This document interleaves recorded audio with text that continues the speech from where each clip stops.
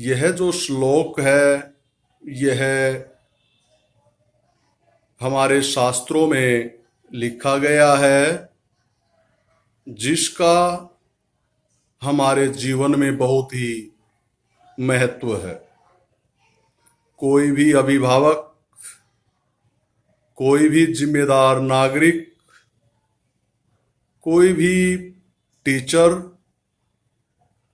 ये जो है सभी पर लागू होता है। तो इस श्लोक की हम सरल शब्दों में समझाएंगे, व्याख्या करेंगे।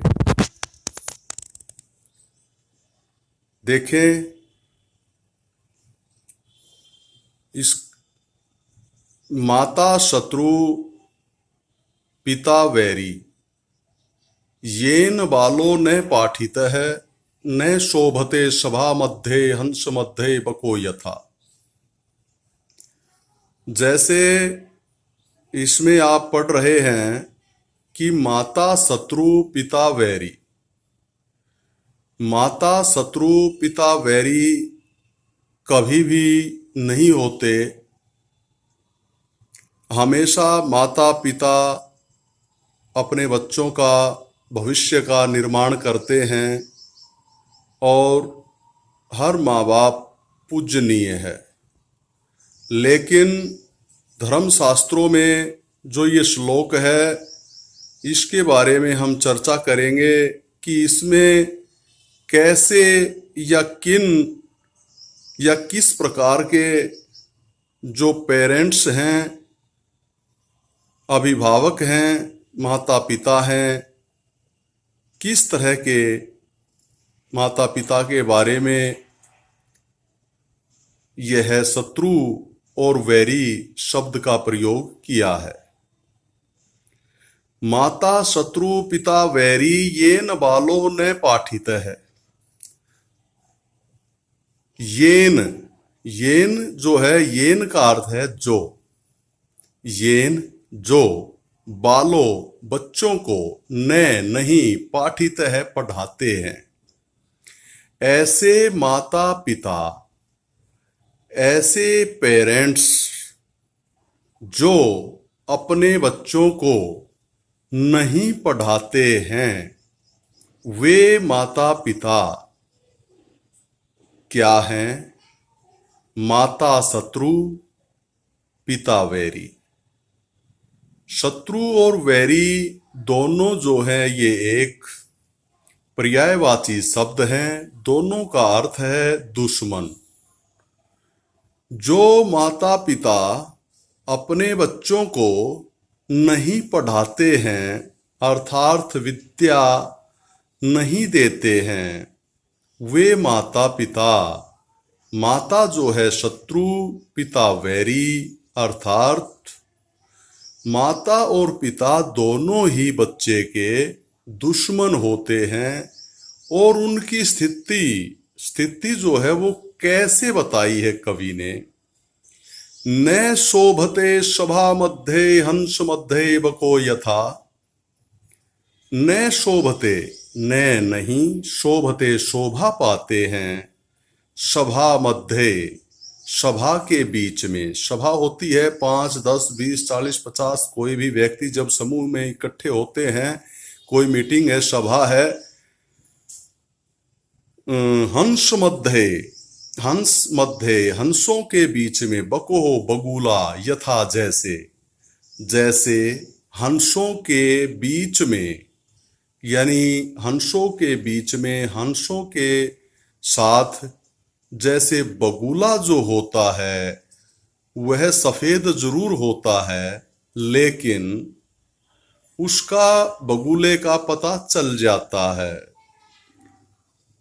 तो जैसे बगुला हंसों के बीच में सुशोभित नहीं होता, शोभते सुशोभित नहीं होता, सुंदर नहीं लगता, आदर या इज्जत नहीं पाता, उसी तरह से जो माता पिता अपने बच्चों को नहीं पढ़ाते हैं, वे सभा में शोभा या सुंदर या इज्जत नहीं पाते, यानी वो ना सुंदर लगते हैं, न शोभा पाते हैं और न ही वे इज्जत पाते हैं।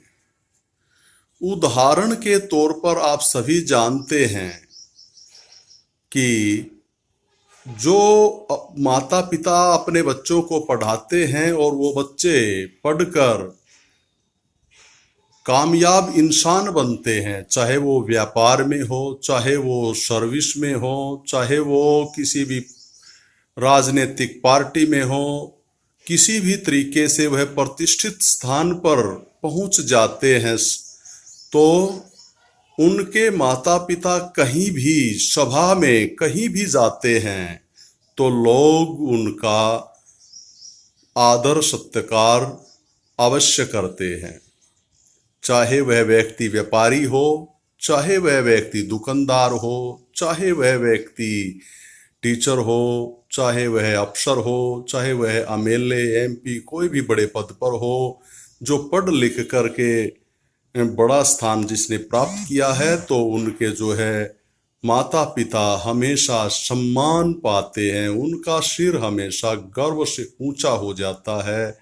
तो इसीलिए यह सभी पेरेंट्स, सभी अभिभावक, सभी माता पिता ये अवश्य जो है धारण करें कि बच्चों को जरूर पढ़ाना चाहिए। बच्चे हमारा स्वयं का भी सहारा होते हैं और देश का जो है भविष्य होते हैं। बुढ़ापे में जो सहारा देते हैं वे भी बच्चे ही देते हैं। तो इसीलिए सभी से विनती है कि अपने बच्चों को अच्छी शिक्षा, अच्छे संस्कार अवश्य दें। नीचे बोर्ड पर आप देख रहे हैं कि सनातन धर्म शास्त्रों में माँ बाप बच्चे के पहले गुरु होते हैं।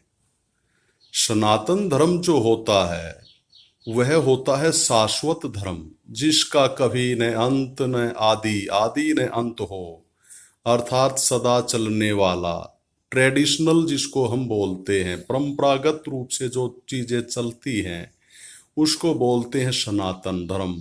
शास्त्रों में भी यह लिखा है कि माँ बाप बच्चे के पहले गुरु होते हैं, जिन्हें उन्होंने ऐसी शिक्षा देनी चाहिए जो आगे जाकर उस बालक बालिका को तेजस्वी, ओजस्वी और प्रतिभाशाली बना दे।